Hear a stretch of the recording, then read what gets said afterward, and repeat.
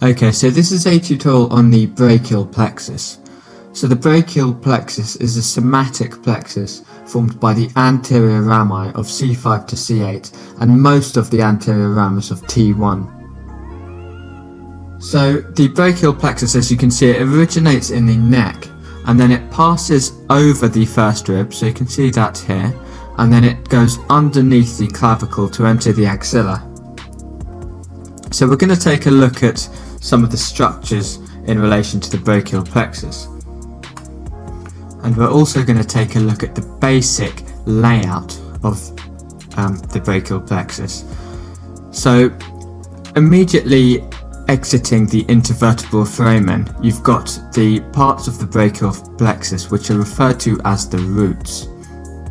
So we're going to switch over to a diagram which you'll see over and over again, and this is used to explain and demonstrate the basic layout of the brachial plexus.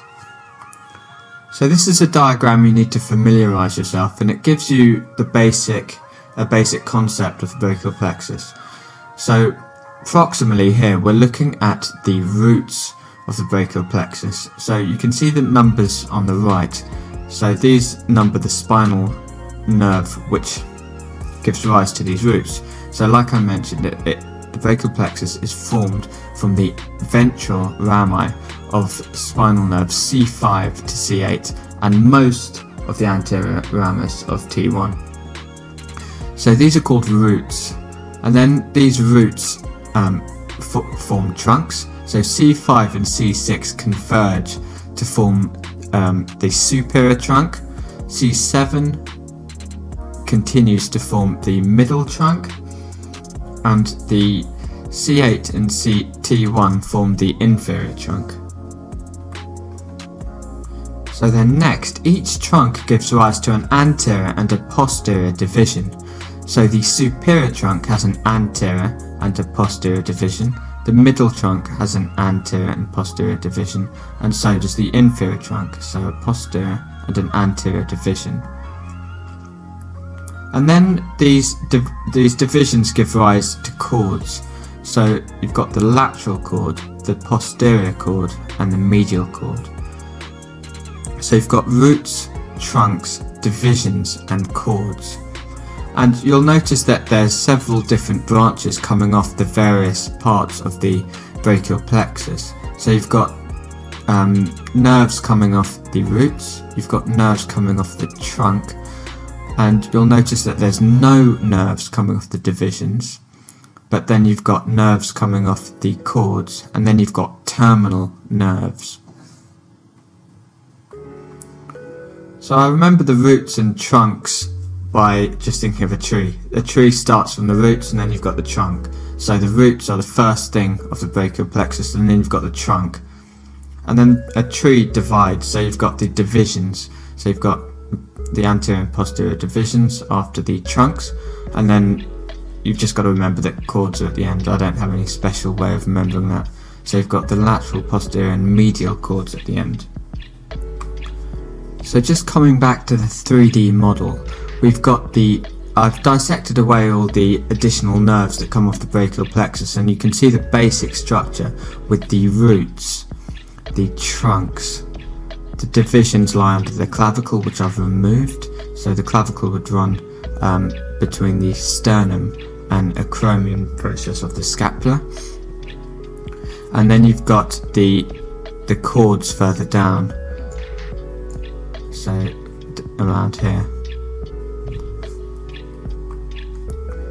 So the roots and the trunks lie in the posterior triangle of the neck, and they pass between the anterior scalene and the middle scalene muscle, and they run posterior and superior to the subclavian artery.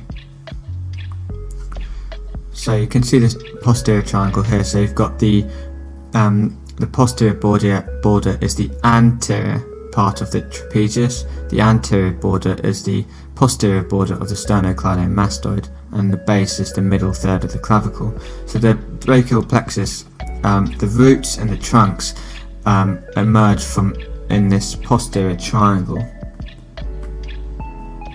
So if I just rotate the model around, I can just show you the anterior and middle scalene muscles. So these muscles attach to the first rib, so you've got the anterior scalene here and the middle scalene here. So the roots and the trunks run between the anterior and the middle scalene muscle.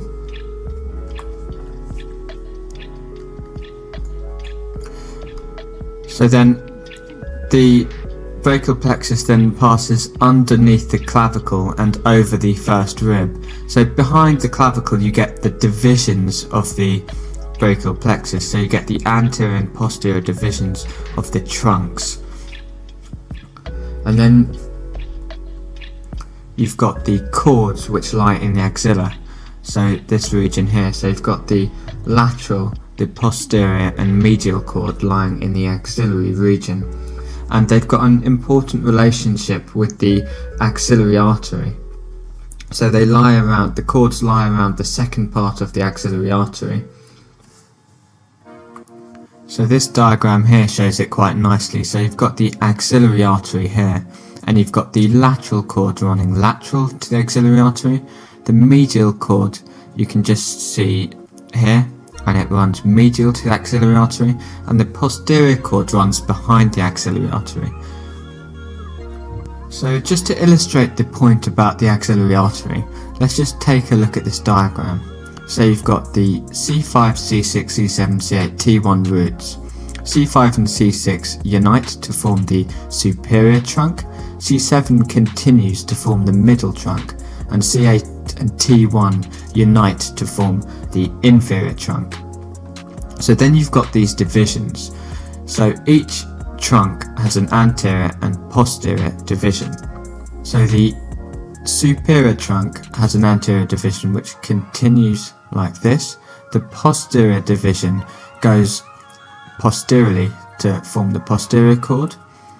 The middle trunk has an anterior division which contributes to the lateral cord, so this passes anteriorly, and the posterior division contributes to the posterior cord.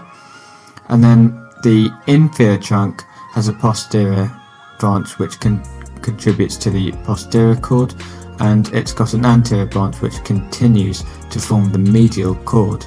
So all of the posterior branches from the three trunks go towards forming the posterior cord. So let's just draw on the axillary artery. So the axillary artery lies like this, so I'm just roughly drawing it on, and then it goes up to form the subclavian. So the posterior cord is shown in brown because it lies behind the lateral and the medial cord, so posteriorly. So just kind of fill it in. So you can see that the medial cord lies medial to the axillary artery, and the lateral cord lies lateral to the axillary artery, whereas the posterior cord, with its formed from the posterior divisions of the three trunks, runs behind the axillary artery. So that should have given you a basic understanding of the structure of the brachial plexus and its location in relation to the other areas of the body. So you know that the roots and the trunks pass through the posterior triangle of the neck, and then you've got the divisions which lie into the clavicle, and you've got the relationship of the posterior cord to the axillary artery, and the lateral and medial cords sitting either side, lateral and medial to the axillary artery.